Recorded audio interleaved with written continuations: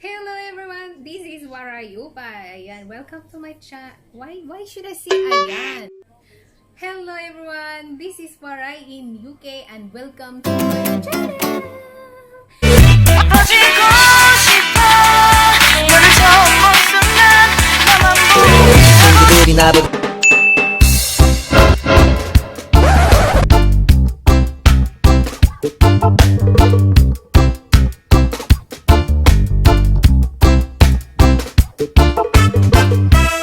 If this is your first visit, don't forget to subscribe and like my video.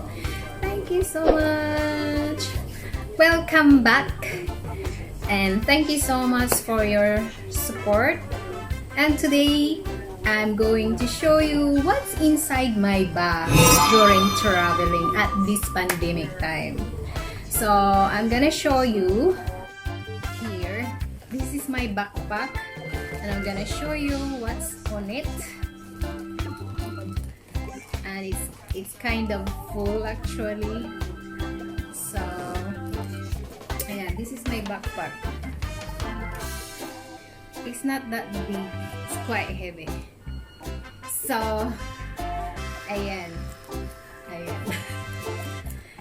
So, I'm gonna show you guys one by one. So this is my plastic bag. It has to have a ziplock. All inside of this bag should be cannot be more than 1,000 liters.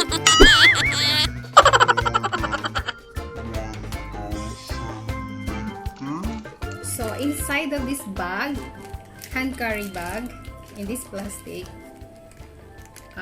all the liquid cannot be more than 100 ml and cannot be over 1,000 ml, right? So I'm gonna show you what I have got here. I've got alcohol. This is actually still from the Philippines. During my visit, I bought this isopropyl alcohol. And I have hand cream. Actually, I got hand lotion as well here. And lipstick. I've got lipstick here. And I got mouthwash. And antibacterial spray. And of course, Pau de Arco. And body spray. This one, body spray. So, hindi ko na iisahin. And I've got here a sunscreen. Face sunscreen. Let's just continue. So, I've got here, what do you call this? Power bank. I've got power bank here. Inside of this pouch. And also, I got my headset. This is if I use my laptop, or this is from my iPad. Yan. And another headset, wireless headset. And I've got one headset here for my phone. My phone that I'm using right now. And also I've got some USB charger, what do you call that? USB charger for my cameras, my mobile 2, DJI mobile 2, and I've got, so if I'm taking too much picture or video, I can upload here through my laptop and then transfer from my laptop through here. So that's it. So yeah, very handy. So because actually all airline, you are not allowed to put your power bank in your luggage that you're going to check in. So that's why you have to hand carry it. Everything you have to take them out during the final security check. Okay, another another pouch. It's quite full. My bag is always full every time I travel because I nearly bring everything. So I have here, I got this is C-band. I have to put it during the flight or travel because I've got seasick. I always been seasick even though I've been traveling a lot.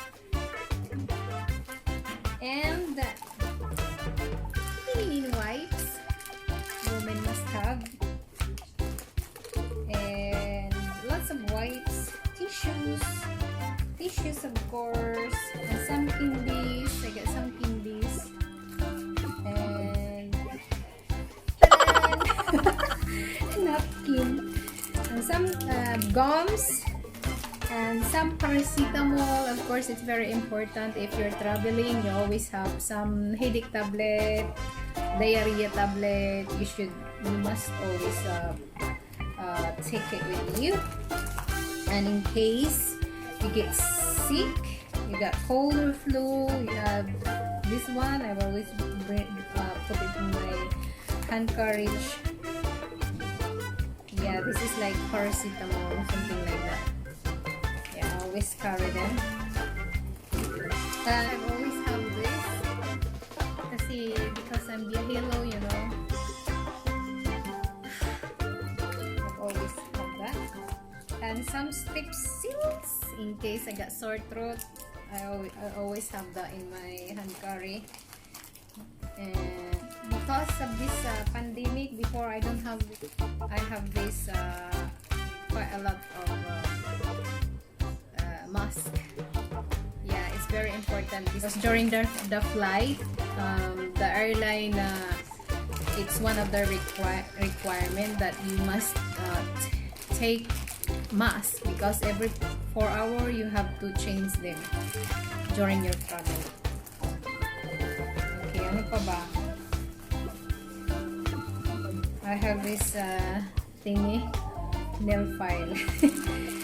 Bakit nandito to? Nail file. Ayan. So, it's quite full. So, this is one of my thingies. I got some candies as well. Some candies. This is like herbal candies. English traditional herbal candies. If you also got sore throat, this is really good. Black color. I forgot the name. And I've got Andes here. Nice to show, but I've got Andes here also. In case.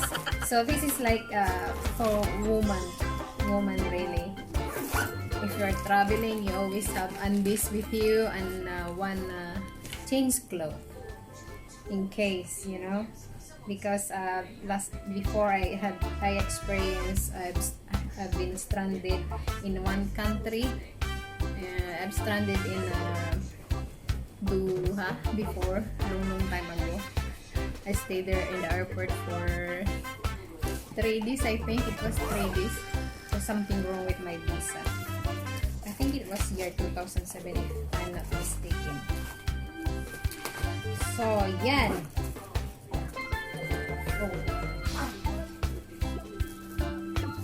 Agoy.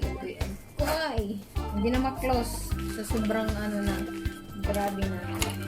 Sa 2-4. Glasses. Sunglasses. My glasses. Actually, I brought two glasses. 2 glasses in here. And also because of this time is changing, so I brought some gloves just in case we need it. So I got some gloves here, and I've got wallet na walang laman.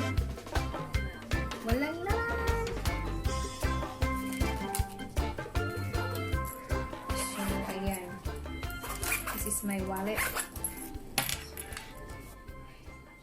Pang vlog. Charger for my laptop. Here is my laptop here at the back of my bag.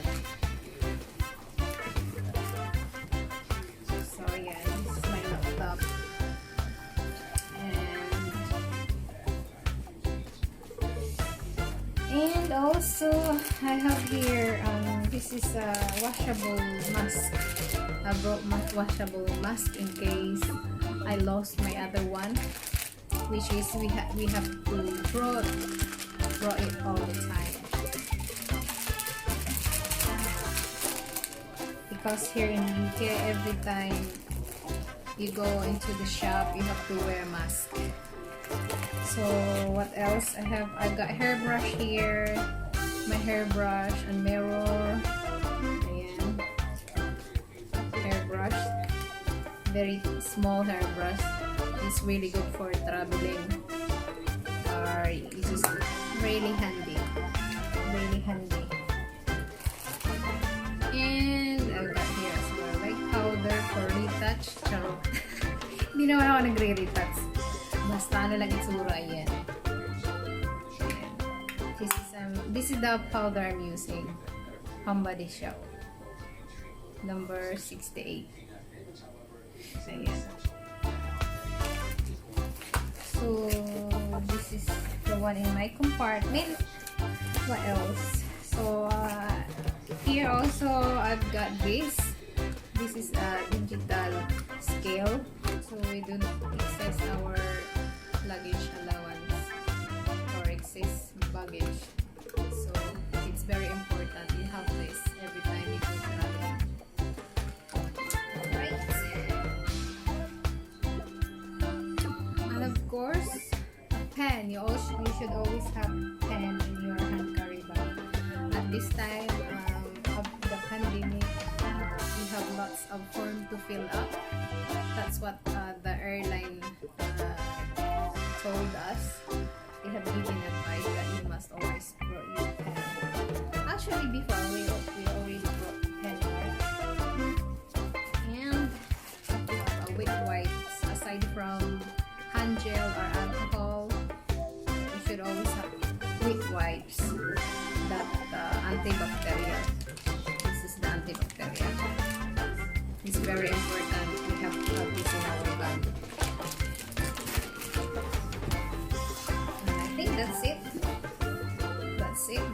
That's it.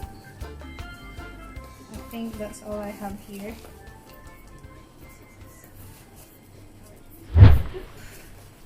So yun guys, that's all I have here in my bag. So that's it for now. Thank you so much for watching till the end. Thank you so much for watching, guys. Please don't forget to subscribe and like or share if you want. Thank you for the support all the time. Shout out to everyone of you.